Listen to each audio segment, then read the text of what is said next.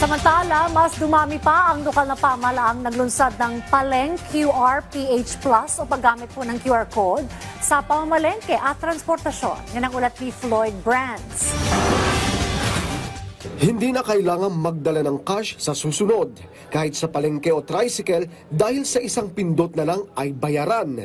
Ayon sa DILG, nasa 180 na lokal na pamahalaan sa buong bansa ang opisyal ng bahagi ng Paleng QRPH program katuwang ang Bangko Sentral ng Pilipinas para isulong ang mas ligtas, mas mabilis at mas inklusibong cashless transactions.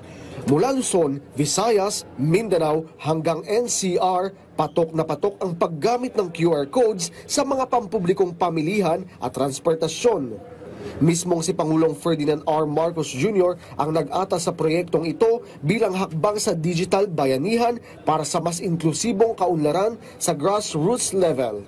Batay sa DILG-BSP Joint Memorandum Circular No. 1, 2022, hinikayat ang lahat ng LGUs na magpatupad ng mga lokal na polisiya, ordinansya at inisyatibo para maisakatuparan ang paggamit ng digital payments sa kanilang nasasakupan. Bahagi ito ng National Strategy for Financial Inclusion 2022 hanggang 2028 na layuning bigyan ng pantay na akses sa pondo, teknolohiya at kaalaman ang bawat Pilipino. Hindi lang ito teknolohiya, ito ay pagbabago sa takbo ng pamumuhay. Sa Paleng QRPH, nagkakaroon ng pagkakataon ang maliliit na negosyante na makapasok sa digital economy habang naiibsan din ang panganib ng hawak-hawak na pera. Pwede nang gamiting pambayad ang QRPH app sa piling pamilihan gaya ng sari-sari stores at mga public transport tulad ng tricycle.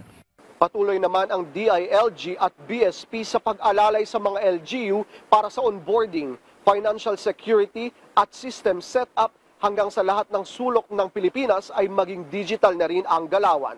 Lloyd Brands para sa Pambansang TV sa Bagong Pilipinas.